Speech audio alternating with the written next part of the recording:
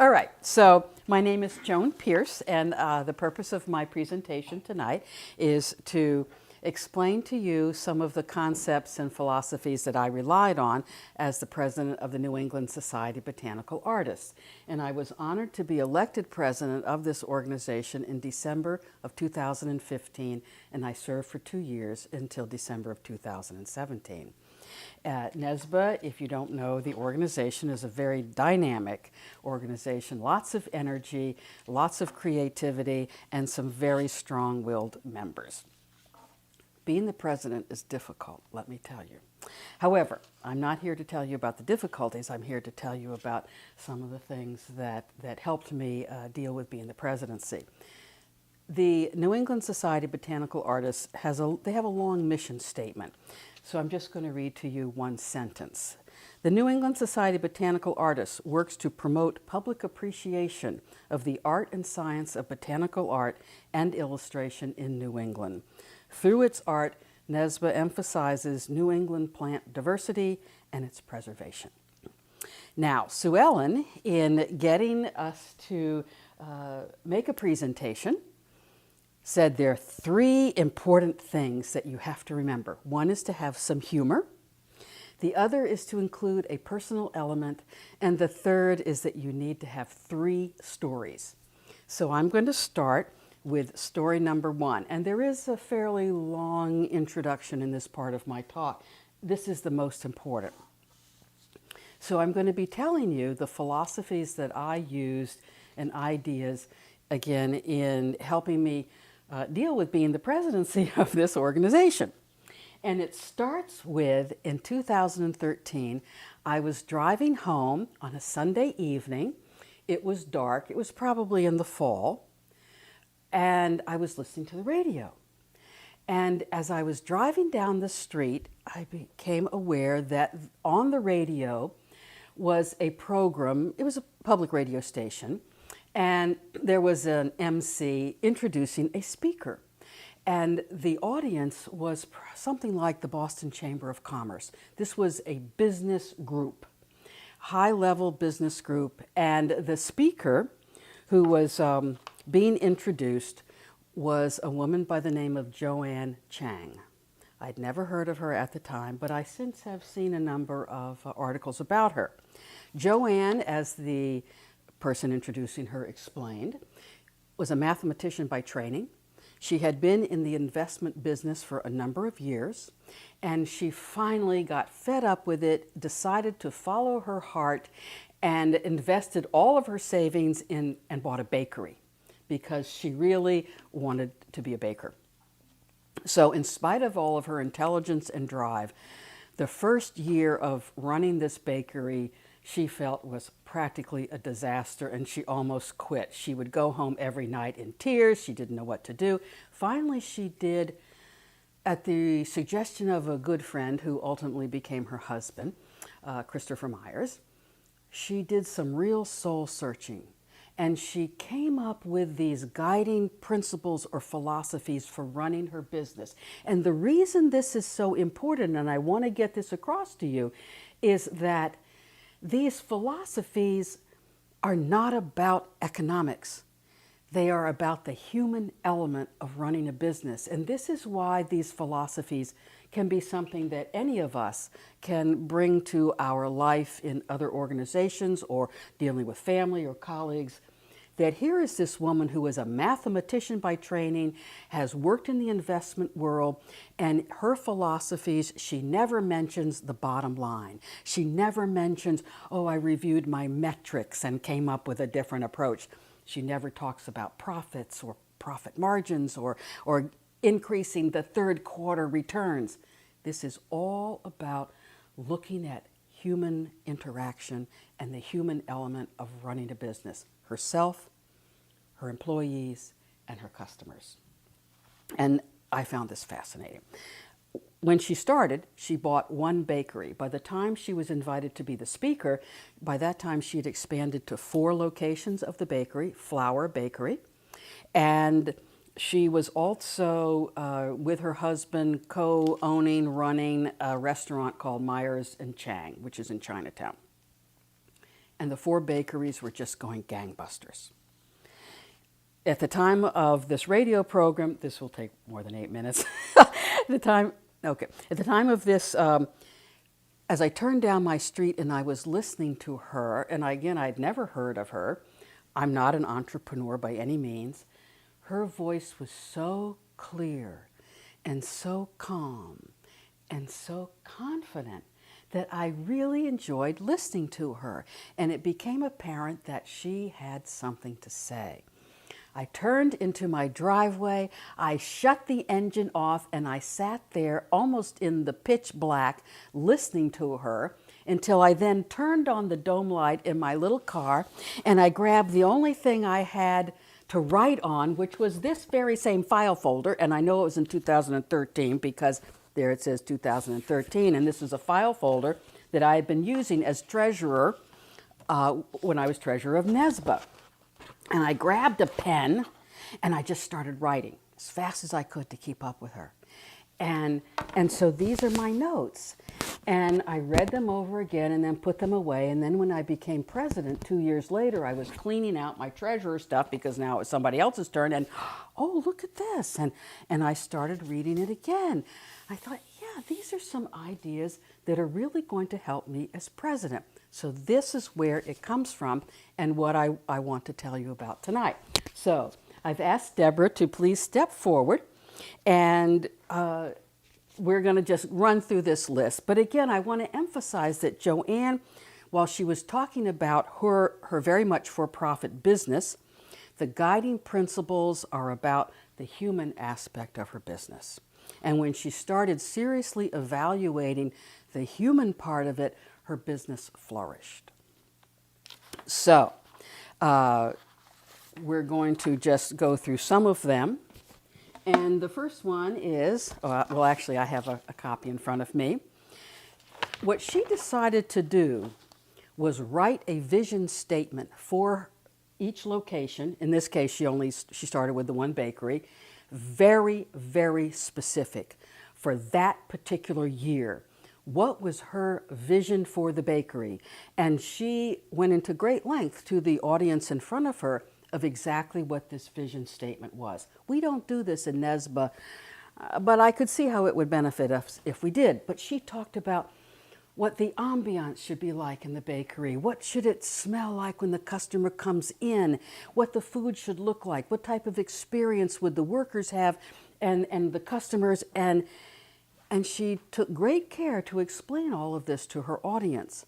Then number 2, she said, you give that written vision statement to all of your employees.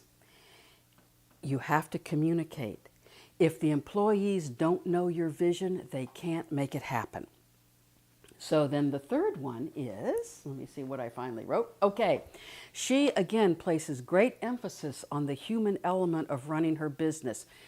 By that time, she probably had, I think she said 100 employees. She knew every single employee's name, what their job was, and when she would make the rounds of the 4 bakeries, at least once every single week, she'd go to each location, and she would speak to every single employee and ask them, what kind of problems are you having? How can I help you? She said, if you don't know what your employees are doing, you don't know how your business is doing. And this is something that I would like to credit Nancy Savage, who is the current president of NESBA. When I have a NESBA activity, I get an email from Nancy. So how did demo day go? You know, how many people were there? How was the Blanche Ames opening reception? Did you have a good time? She stays in touch and finds out what kind of problems people are doing. I give her a great deal of credit for that because it wasn't something that I did. But so number 4, and it's really about confidence, and don't think that somebody else can solve a problem better than you. Now, when Joanne was talking about this, she didn't go 1, 2, 3, 4, 5, but I do now because it helps me stay in track of things. Keep track. Name the elephant, face the conflict head on. I like to run away from interpersonal conflict, but I found that with NESBA, for the good of the organization, I didn't have a choice. again, there are some very strong-willed people in this organization, and you have to deal with them. And at work, I'm too old to be that reliant on email. If there's a problem, I pick up the phone and I call. And that's how we work things out. Be someone who can be trusted, someone that the employees can go to. Surround yourself with believers and with people who have perspective on things. That's the importance of a good board of directors and of developing a well-informed membership who feel connected to the organization. Now you see number 8 there has an asterisk because Joanne talked about a particular philosophy just in this order, but I'm taking number 8 out of order and putting it at the end because I think it's the most important. So then we skip to number 9, the Blue Dot Philosophy by Carl Sagan, where he says, in all of this vastness, and there was a photograph of Earth that was taken from 3.5 billion miles away by Voyager 1.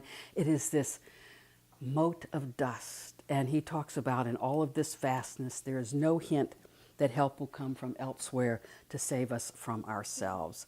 Get a real perspective is basically what this is. And so, so that my first story was talking about driving and sitting in my car and writing down my notes. My story number 2 is one of the first phone calls I made when I became president was to Carolyn Payzant, who lives up in New Hampshire. She was a founding director of NESBA, and she said much the same thing to me when I became president, and I often thought about it when I was about to get angry with someone. She said, we're just a little art organization and no one really cares what we do. And it was so, there's my humor, thank you, Sue Ellen. And I think, yeah, just step back, sleep on it, deal with it tomorrow, but deal with it. Don't run away from it. But it's true. And so then for Joanne's number 10, it was take on a challenge, take a risk. Why not? But number 8, which I considered to be the most important, and that's why I put it last, not because it's the least, but because it's the most, is be grateful. People like to be appreciated, and people like to help people who are grateful. Say thank you. And this is now my story number 3, where Pam Harrington, our membership chair, and some other NESBA members have done a survey recently. And one of the things that came out was that volunteers, some members would volunteer, and then they wouldn't feel like anybody appreciated, and then they wouldn't volunteer again. And I have to tell you, truthfully, when I first became active in NESBA, someone asked me to be the hospitality chair. And that's the person who brings the cookies and the coffee. And when you're the hospitality chair, you get to choose what we eat for the meeting. And then you get to take the leftovers home. So that's what I did for 4 years. And almost invariably, at some point after the board meeting, someone would go, and let's give Joan a round of applause for bringing such great refreshments. And everyone would clap and they would cheer, and it was a lot of fun. When I became president, I have to tell you, I got more thank yous as hospitality chair than I ever did for president. It was just silence at the end of a meeting. And sometimes someone would come up and they'd say, oh, Joan, you ran a really good meeting, but it didn't happen very often. So this is, again, be grateful. This is something that you can take with you into the workplace, but you can also use it at home or with other organizations or with colleagues. So those are the philosophies from Joanne Chang. Thank you very much. Deborah, you did a great job. And now I just have a couple of quick comments. A couple of other philosophies that I already had, but I just want to, and I'm almost done, is what you say about someone says more about you than it does about them. And so I'm very careful I don't talk about people. And this is another one that I use a lot when I negotiate with people. The fastest way to get someone to agree with you when you have a difference of opinion is to see things from their point of view. And I use that a lot. Sue Ellen had mentioned this. people, employees, or members, voters, are looking to the leaders to be uplifting and enthusiastic. Lead and persuade by enthusiasm, by being positive. So I view NESBA's mission statement is not this long 2-paragraph thing, but I see NESBA's mission statement as simply to make the world a better place with botanical art. When we have an exhibit such as the Boston Flower Show, I view that as community service. When I'm there doing my stint on the Saturday evening graveyard shift that nobody else wants, but I think it is the most fantastic one in the whole world, I will bring in a couple of extra chairs. People who come through and they're burdened with their packages and they're just inundated with all the commercialism and everyone trying to, sell them things. So have a seat. And they stop and they say, oh, thank you. And they start to tell you about their troubles and how they feel about the NESBA exhibit being such an oasis of peace and calm, and it's a wonderful feeling. So, in keeping with Joanne's tenet number 8 about being grateful, I would like to say thank you to all of you, to Brian for giving me this opportunity to spread the word, and Sue Ellen for having us do this and for going through with this. And despite all of the difficulties that you had, you persevered until it finally happened. So thank you for the opportunity to share these thoughts to make the world a better place through botanical art. Thank you. Next. Thank you.